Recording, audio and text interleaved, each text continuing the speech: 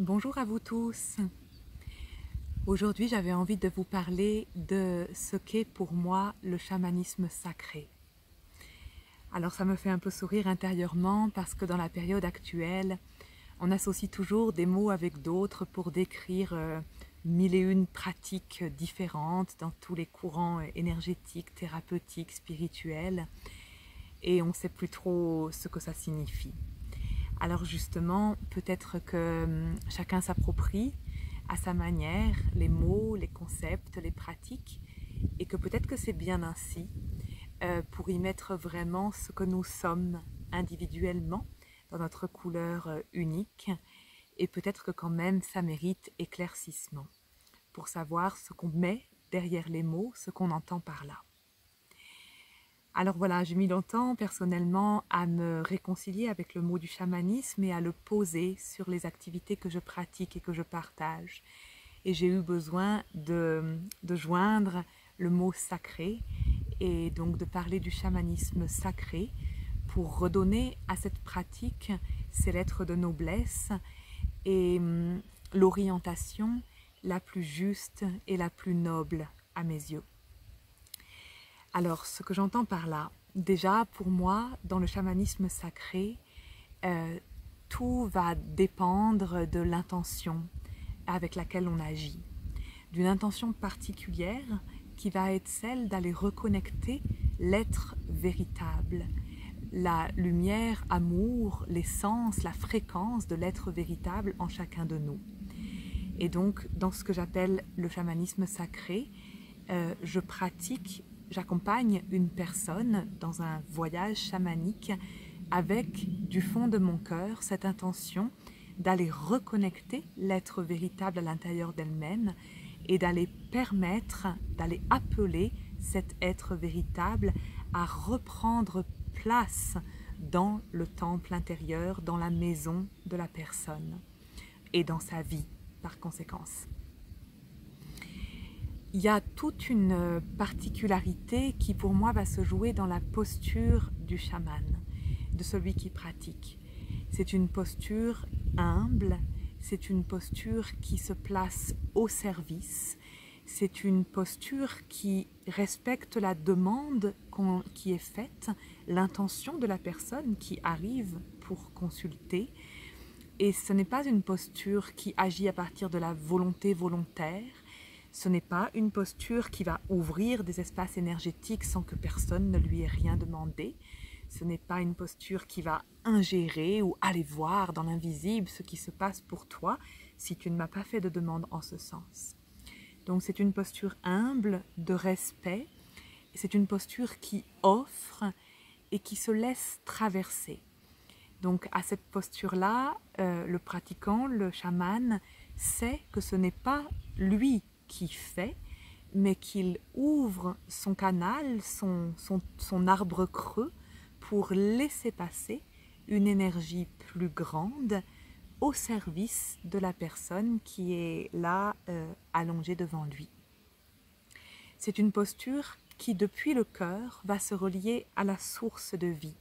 une source qui est amour-lumière, une source qui tend à tout réunifier, à aller visiter les parties de soi qui ont été fragmentées, dissociées, fissurées, fracturées, pour aller les réunifier dans l'amour. Donc le chaman, à cet endroit, ce n'est pas lui, avec son petit personnage, qui a du pouvoir et qui peut faire quelque chose pour vous. Il a juste l'initiation et la possibilité de laisser traverser une source d'intelligence, d'énergie, de vie plus grande que soi, dans le sens de ce que souhaite la personne, et toujours avec ce souhait profond que ça vienne servir le déploiement de l'être véritable. Après, qu'est-ce qui va se passer dans un voyage avec ces pratiques chamaniques que personnellement j'accompagne au tambour? Il va y avoir un effet loupe,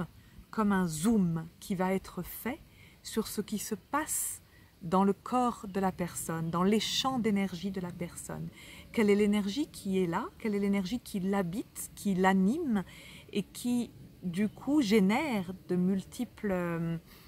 conséquences dans la vie quotidienne sur le plan matériel. Dans ces voyages, on va ouvrir des yeux plus grands et avec cet effet loupe, cet effet de zoom, on va pouvoir sentir, voir plus fort toutes ces énergies qui sont à l'œuvre actuellement et qui génèrent les différents scénarios dans notre quotidienneté. C'est comme une entrée dans le temple intérieur de la personne et ça demande pour moi énormément de délicatesse et de respect. On va pouvoir, en ouvrant les portes de ce temple intérieur, visiter les mémoires d'âme les plus sensibles, les endroits dans la mémoire de l'âme où on trouve à la fois son appel le plus profond, le plus sacré, son désir d'incarnation le plus fort, et ce qu'elle est venue apporter au monde, ce qu'elle souhaite le plus fort offrir au monde, et que peut-être depuis des vies et des vies, elle chemine dans l'initiation dans ce sens, pour affiner cette mission de ce qu'elle est venue faire. Et on va aussi toucher parfois les impacts, les points traumatiques les plus forts. Donc c'est un espace très sensible qui vraiment pour moi est l'espace du temple. Et donc c'est un espace dans lequel on entre avec beaucoup de respect, avec beaucoup de délicatesse. J'insiste là-dessus, ce n'est pas pour moi un espace qui s'ouvre comme ça à tout va, n'importe comment, en se précipitant ou en entrant avec des gros sabots. C'est un espace qui demande beaucoup, beaucoup de respect. Une fois que cet espace est ouvert, comment ça va se passer? Il va s'agir de se relier donc à cette source de vie et à l'être véritable et d'appeler la flamme de l'être véritable, qui elle-même est une gouttelette, est une étincelle de la source, d'appeler cette flamme de l'être à reprendre place dans tout l'espace intérieur, dans toute la sphère d'énergie. Et donc ça va montrer tout ce qui encombre et tout ce qui ne vibre pas en accord avec cette flamme de l'être véritable. Le soin va venir éclairer des tas de lianes, de fatras, d'impacts, de mémoires, d'empreintes, de vieux liens, des implants ou toutes sortes de choses qui empêchent la vibration de l'être véritable en reliance avec la source de vibrer harmonieusement, avec fluidité dans tout le corps de lumière, dans toute la sphère énergétique de la personne, dans tous ces petits canaux, ces petits nadis, dans ces chakras, etc. Tout ce qui empêche cette circulation de la manière la plus harmonieuse qui soit, va pouvoir petit à petit être éclairé et le chaman n'a de rôle à jouer que à observer, à se mettre vraiment dans cette canalisation qui va observer le mouvement qui se fait pour venir rouvrir l'espace, réharmoniser l'espace, restructurer également l'espace énergétique pour qu'il soit le véhicule le plus à même de porter la fréquence de l'être véritable. On va recevoir de l'aide dans ces espaces du chamanisme sacré. On va pouvoir retisser des liens, retisser de la reliance, retisser de l'amitié, avec de l'aide qui va nous venir autant des royaumes de la terre, de toutes les forces vitales de la terre, que des royaumes plus subtils, célestes, et de toutes les forces, les aides, les fréquences d'amour-lumière qui peuvent venir de ces plans-là. Ce n'est pas rien non plus que de retrouver ces reliances, et là aussi pour moi ça demande énormément de cœur, de respect, d'ouverture intérieure, d'humilité, de disposition à se laisser rejoindre, à recevoir pour que ces aides puissent advenir. Et ce qui est, à mon sens, le plus beau depuis là où j'en suis dans mon expérience, c'est cette remise en équilibre qui va pouvoir se faire entre les forces de la terre qui nous apportent dans le bas-ventre de l'assise, de l'ancrage, de l'enracinement, et vraiment une reliance avec le plan de l'incarnation et une reliance avec la pulsation de vie, la flamme de vie, la force vitale qui va soutenir notre incarnation et qui va soutenir dans le bas-ventre l'essence de l'être véritable et la connexion à la source divine qui, elle, va pouvoir descendre et rejoindre la force vitale de la terre pour que ces deux forces en nous, ces deux semences, la semence vitale rouge de la force de terre, la semence blanche brillante de l'être véritable, vont pouvoir se rejoindre et vont pouvoir de nouveau se remettre en équilibre et danser en harmonie. C'est pour moi un point très important parce que ça montre à quel point on est ici dans un espace de remise en équilibre et non pas de nouvelles dissociations. On n'est pas dans un voyage qui va nous déconnecter de la matière, nous faire planer je ne sais où et recréer davantage de fragmentation entre le haut et le bas, entre l'être spirituel et l'être incarné que nous sommes. Au contraire, pour moi, quand on agit dans ce chemin de ce que j'appelle le chamanisme sacré, c'est dans le grand cercle de vie que nous sommes replacés. Ça relie autant le haut et le bas et ça remet en équilibre ces deux polarités au sein même de notre sphère énergétique et de notre vie quotidienne. Souvent, on peut voir des personnes qui ont une disposition à voyager, à s'enfuir vers les royaumes célestes avec une grande nostalgie de l'ailleurs et qui ont un défaut d'ancrage, une difficulté à accepter vraiment l'expérience incarnée. Et ces pratiques chamaniques, quand elles sont pratiquées ainsi, vont aider à cette remise en équilibre. Au contraire, parfois, on voit des personnes qui habitent très fort le bas et qui ont coupé, pour des raisons diverses ou variées, de gré ou de force, les connexions avec l'étoile, avec la source, avec les plans spirituels. Et là aussi, la remise en équilibre va pouvoir se faire pour qu'on puisse autant habiter le haut et le bas et que le cœur au centre soit toujours le maître, celui qui réunifie et qui permet de refaire vibrer tout cela en harmonie. Le dernier point sur lequel je voulais partager par rapport à ce que je nomme le chamanisme sacré, c'est que pour moi, il va nous enseigner à retrouver notre juste pouvoir.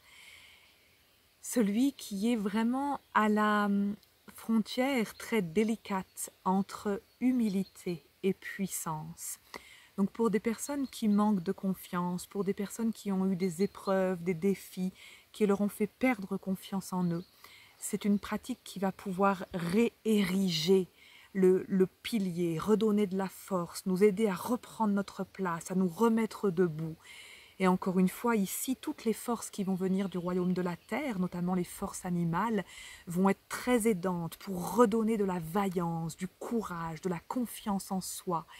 Et ce côté un peu guerrier qui va se relever, redresser la tête, reprendre sa place, reprendre ses forces, se remettre en marche dans ce qui est le plus juste pour lui. Être capable de nouveau de défendre son espace, de défendre son territoire, de ne plus laisser les intrusions pénétrer dans notre espace sacré. Et au contraire, pour les personnes qui ont parfois tendance à avoir un peu trop confiance en elles et peut-être parfois un ego un peu surdimensionné ou tendance à prendre un peu le pouvoir sur les autres,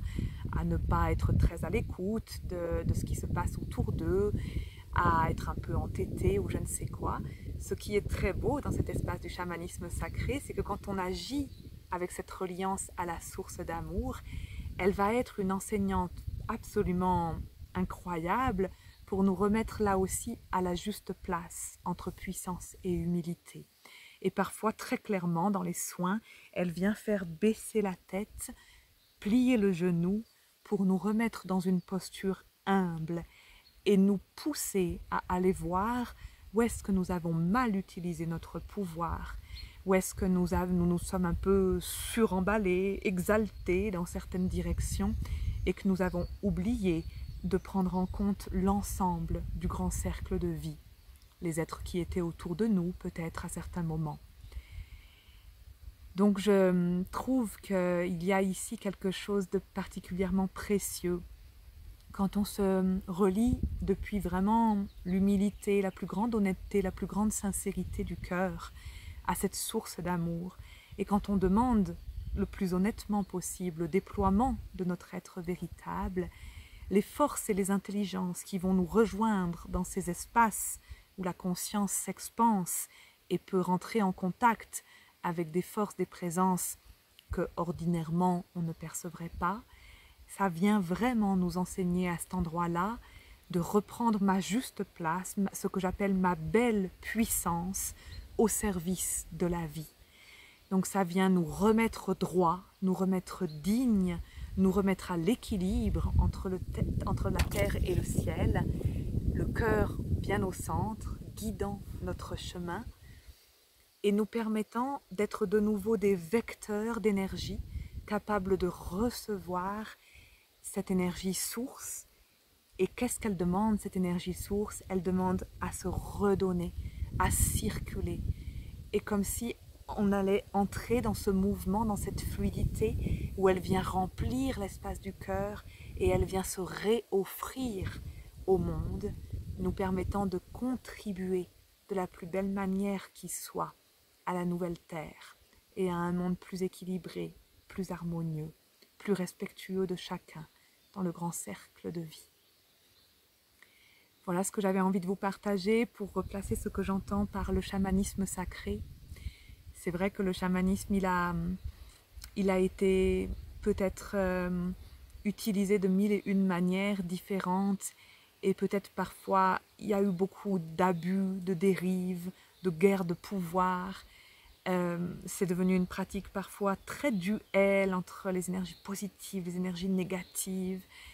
Et pour moi, c'est vraiment très important de le replacer